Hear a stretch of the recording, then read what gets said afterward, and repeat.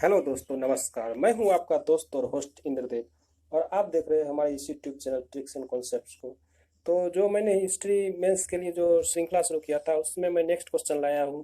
और ये next question है हिस्ट्री के पार्ट थर्ड में।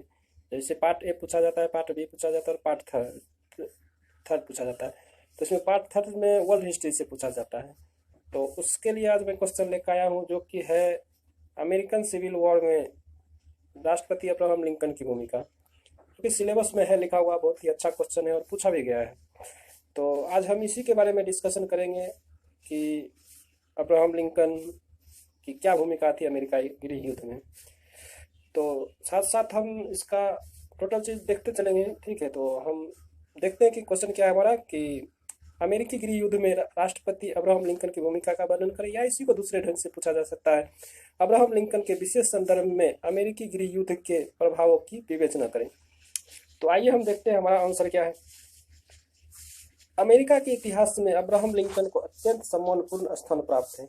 उसने अपने अदम्य साहस, कुशाग्र बुद्धि एवं दृढ़ संकल्प के द्वारा संघ की रक्षा की और संयुक्त राज्य अमेरिका को विघटन से बचाया। 4 मार्च 1861 ईस्वी को अब्राहम लिंकन ने राष्ट्रपति का पद ग्रहण किया, परंतु इस समय राष्ट्रपति की स्थिति ज्वालामुखी पर्वत की चोटी पर खड़े एक व्यक्ति की तरह थी। इस समय देश का वातावरण भय और आशंकाओं से पूर्ण था। राष्ट्र पर गृह युद्ध की काली छाया मंडरा रही थी। दक्षिण के 7 राज्यों ने संघ से अलग होने की घोषणा कर दी थी तथा संयुक्त राज्य की लगभग $3 करोड़ की संपत्ति पर अधिकार कर लिया था। वह गौरवपूर्ण संघ बिखरने पर को था जिसके लिए वाशिंगटन ने संघर्ष किया, जेफरसन ने जिसकी रक्षा की और करोड़ों अमेरिकी जिसे अपने प्राणों से भी ज्यादा प्यार करते थे। अब संपूर्ण राष्ट्र की नजर अब्राहम लिंकन पर थी। संघ की रक्षा की कठिन चुनौती लिंकन के समक्ष थी। अपने उद्घाटन भाषण में लिंकन के ने स्पष्ट रूप से घोषणा की कि पहला, संघ संविधान से पुराना है और कोई भी राज्य अपनी ओर से संघ को नहीं छोड़ सकता। दूसरा, संघ से अलग होने का अध्यादेश अवैध है और इसकी रक्षा करने वाले हिंसात्मक, उपद्रवकारी और क्रांतिकारी हैं। तीसरा, संघ की पृथकता से उत्पन्न विशेष परिस्थिति में वह संयुक्त राज्य अमेरिका के कानूनों को सभी राज्यों में लागू करेगा और अलग हुए सभी राज्यों में संघीय संपत्ति पर अधिकार कर लेगा। तो ये तीनों घोषणा अब्राहम लिंकन ने जब राष्ट्रपति बने उसी वक्त घोषणा, क्योंकि उन्होंने देखा कि देश का माहौल बहुत खराब है, देश बिखरने की स्थिति पर है। तो सबसे पहले क्या होता है कि किसी भी, चाहे कोई भी हेड ऑफ द स्टेट हो, वो यही चाहेगा कि अपना देश बिखरे नहीं। ठीक है, तो आइए हम आगे देखते हैं कि क्या करते हैं अब्राहम लिंकन जी। इस प्रकार लिंकन ने स्पष्ट रूप से घोषणा की कि यदि अलग होने वाले राज्य अपने कदम वापस नहीं लेंगे तो युद्ध होगा। लेकिन साथ ही लिंकन ने यह भी आश्वासन दिया था कि युद्ध की कार्रवाई का प्रारंभ संघ की ओर से नहीं किया जाएगा। जैसे भारत की नीति भी है कि फर्स्ट भारत आक्रमण नहीं करेगा, लेकिन जब आप कार्रवाई करिएगा तो भारत जरूर साथ देगा। ठीक है, तो वही यही नीति लिंकन ने उस वक्त किया था कि सबसे पहले हम युद्ध की कार्रवाई नहीं शुरू करेंगे। जो साथ जो अलग राज्य की जो घोषणा की थी उन्होंने किया था। तो आइए आगे देखते हैं। उसने दक्षिण के राज्यों से अपना दृष्टिकोण बदलने का आग्रह भी किया, किंतु दक्षिण के राज्य लिंकन की कोई भी बात सुनने को तैयार न थे। उन पर तो युद्ध का भूत सवार था। वे सोने के हवाई महल बना रहे थे। उनका विश्वास था कि कोई भी शक्ति इन्हें परास्त नहीं कर सकता। साउथ कैरोलिना के सीनेटर J.H. हेमंड ने तो एक अवसर पर यह भी कहा था कि तुम मतलब क्या, उत्तर वाले, मतलब अमेरिका में दो साइड से लड़ाई, एक तो उत्तर वाले थे, एक दक्षिण वाले थे। तो ये उत्तर वाले को बोल रहे थे कि तुम कपास से युद्ध नहीं कर सकते, संसार की कोई भी सत्ता उस पर आक्रमण नहीं कर सकती। हम कपास राजा हैं। आपको पता है कि अमेरिका में नीचे वाला जो बेल्ट है वो सन बेल्ट कहलाता है। ठीक है, वहाँ पे कपास का उत्पादन बहुत ज़्यादा होता है, इसीलिए उन्होंने कपास ऐसा बोला था कि हम कपास राजा हैं। ठीक है, आगे देखते हैं। इन परिस्थितियों में दक्षिण के राज्यों के साथ समझौते की आशा बेकार थी। इस प्रकार जब समझौते के सारे प्रयास असफल हो गए तो लिंकन ने दक्षिण के विद्रोही राज्यों के विरुद्ध युद्ध की घोषणा कर दी। जिस तरह महाभारत में श्री कृष्ण ने चाहा था कि पहले जो भी समझौता हो जाए उसके बाद युद्ध नहीं होगा। आपने सुना भी होगा कि नहीं कुछ बनता है तो दे दो, केवल 5 ग्राम रखो अपनी धरती तमाम, हम वही खुशी से खाएंगे, परिजन पर असी न उठाएंगे। तो दुर्योधन वह भी दे न सका, आशीष समाज की ले न सका। तो वही बात यहाँ थी कि दक्षिण के राज्यों ने अपनी बात नहीं मानी, तो लास्ट में अब्राहम लिंकन ने उसी तरह से युद्ध की घोषणा कर दी जिस तरह कृष्ण ने कहा था। ठीक है, तो आगे देखते हैं। फोर्ट समटर कांड, एक दुर्घटना है फोर्ट समटर कांड। ठीक है, उसके बाद जिसमें संघ की सभाओं पर दक्षिण के परिसंघ के सैनिकों ने आक्रमण किया था। तो वही है फोर्ट समस्टर कांड ने उत्तर में अद्भुत एकता स्थापित कर दी। इस समय तक उत्तर में संपूर्ण जनमत लिंकन के नेतृत्व का अनुगामी बन चुका था। उसने 75,000 स्वयंसेवक संयुक्त राज्य के कानून को लागू करने के लिए तैनात किए और परिसंघ के तटों की नाकाबंदी के आदेश दिए। इस प्रकार युद्ध आरंभ हो गया। लिंकन की मांग पर पूरे देश की प्रतिक्रिया सहयोगपूर्ण रही। प्रत्येक वर्ग के नागरिक अपने व्यक्तिगत और दलीय भेदभावों को भूलकर देश की रक्षा के लिए उमड़ पड़े। भूतपूर्व राष्ट्रपति बुकानन ने जनता को लिंकन के हाथ मजबूत करने को कहा। लिंकन के पुराने विरोधी स्टीफेन डगलस ने भी जब संघ की रक्षा के लिए लिंकन का समर्थन किया तो सारा देश आश्चर्यचकित रह गया और दक्षिण की यह धारणा निर्मूल सिद्ध हुई कि उत्तर में फूट है। लिंकन डगलस से व्यक्तिगत रूप से मिला और यह समाचार लिंकन द्वारा की गई सैनिकों की मांग के साथ साथ समाचार पत्रों में प्रकाशित किया गया। गृह युद्ध की स्थिति से निपटने के लिए लिंकन ने योग्य सलाहकारों की नियुक्त किया। इस समिति में रिपब्लिकन पार्टी के हर विचारधारा के व्यक्ति थे। लिंकन के उच्च कोटि के सलाहकारों में सेवार्ड चेज और स्टैंटन प्रमुख थे। लिंकन स्वयं युद्ध विभाग का प्रधान बना। प्रधान के रूप में लिंकन ने निम्नलिखित व्यवस्थाएं की। पहला, विद्रोह को दबाने के लिए सेना का उपयोग किया गया। दूसरा, नियमित सेना की संख्या में वृद्धि की। तीसरा, दक्षिण की नौसैनिक नाकेबंदी करने का निर्णय लिया। आगे देखते हैं। लिंकन ने युद्ध विरोधी लोगों को कैद करना प्रारंभ किया। उसने स्थिति को नियंत्रित करने के उद्देश्य से बंदी प्रत्यक्षीकरण अधिनियम को स्थगित कर दिया।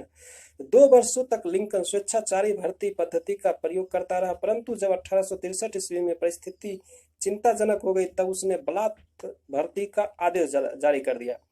बलात् भर्ती मतलब आप भारतीय संविधान में भी देखते होंगे कि अनुच्छेद 23 के अनुसार कहा जाता है कि आपको अगर मतलब कि जबरदस्ती आप किसी को काम के लिए नहीं साध सकते, लेकिन अगर देश में मुसीबत पड़ जाए तो भारत सरकार उसे जबरदस्ती सैन्य सेवा के लिए या कोई भी सेवा के लिए, या अभी कोरोना के समय ही डॉक्टर को या पुलिस को सभी को सैन्य सेवा मतलब कि अनिवार्य कर दिया गया था कि आपको अपना ड्यूटी करना ही पड़ेगा। ठीक है, करना पड़ेगा मतलब कि करना चाहिए था, लेकिन भारत सरकार ने ऐसा कहा नहीं था, लेकिन फिर भी दबाव बहुत जरूर था कि भाई आप इस टाइम में छुट्टी नहीं लीजिए। ठीक है, तो यही होता है बलात् मतलब जबरदस्त। तो उसी वक्त जब अमेरिका पर मुसीबत आई थी तो लिंकन ने यही कहा था, किया था।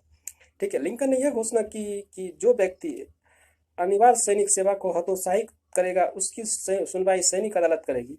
लिंकन प्रशासन ने इस आरोप में 13,000 लोगों को गिरफ्तार कर जेल में डाल दिया।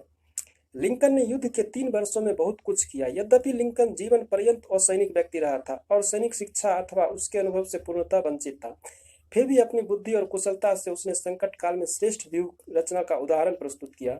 युद्ध के प्रमुख 3 वर्षों में लिंकन ने सेना का सेनापतित्व किया। हस्तक्षेप की नीति द्वारा उसने व्यूह रचना की योजनाएं बनाई और सैनिकों को निर्देश तक दिया। उसका यह हस्तक्षेप उत्तरी राज्यों के लिए लाभप्रद सिद्ध हुआ। प्रारंभ में लिंकन ने जनरल स्कॉट का परामर्श लिया, किंतु उसे दोषपूर्ण पाकर छोड़ दिया। नवंबर 1861 ईस्वी में उसके स्थान पर जॉर्ज मैकलेनन को सेनाध्यक्ष बनाया, किंतु यह भी लिंकन को अपने सैनिक कार्यों से संतुष्ट न कर सका। लिंकन ने मार्च 1862 ईस्वी में उसे हटाकर स्वयं सेनापति का कार्य मार्च 1864 ईस्वी तक करता रहा। वो कहते हैं ना कि अगर आप किसी चीज को अगर बेस्ट तरीके से करना चाहते हैं तो उसमें आप स्वयं सहयोग दीजिए। ठीक है, वही बात लिंकन ने किया। ठीक है, उसको किसी का साथ पसंद नहीं आया तो उन्होंने सोचा कि मैं अपना बेस्ट देता हूँ, मैं इस काम में मैं जब तक स्वयं नहीं रहूंगा तब तक काम बहुत अच्छे तरीके से नहीं होगा। ठीक है, आप भी किसी चीज को करना चाहते हैं तो अगर अच्छे तरीके से करना चाहते हैं तो उसमें साथ जरूर दीजिए। ये नहीं कि डायरेक्शन दे करके छोड़ दिया जाए तो काम अच्छे ढंग से नहीं हो पाता या आपके मुताबिक नहीं हो पाता। आगे देखते हैं। 1864 ईस्वी में यूएस ग्रंट मुख्य सेनापति बना। ग्रंट हमेशा अपनी योजना को कार्य रूप देने से पूर्व स्वीकृति के लिए राष्ट्रपति के सम्मुख रखता था। हेलिक को स्टाफ का प्रमुख बनाया गया और उसने राष्ट्रपति तथा सेनापति और विभागीय कमांडरों के बीच समन्वय स्थापित किया।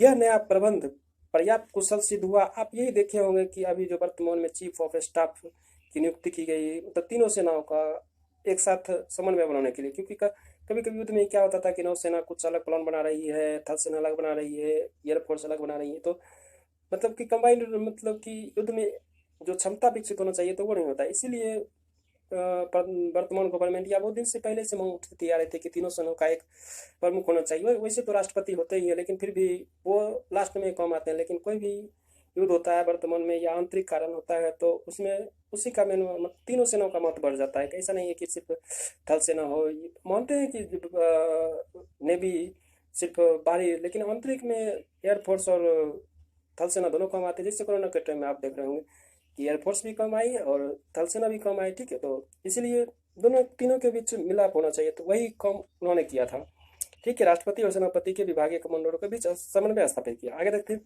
यह नया प्रबंध पर्याप्त कुशल सिद्ध हुआ। लिंकन के कुशल निर्देशन में संघ की सेना की जीत होने लगी।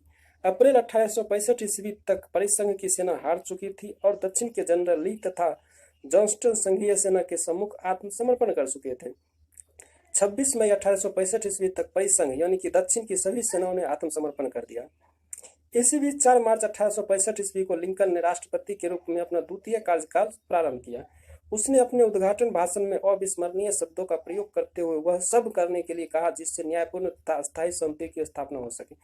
दुर्भाग्यवश युद्ध का अंत और शांति की स्थापना देखने के लिए वह जीवित न रहा।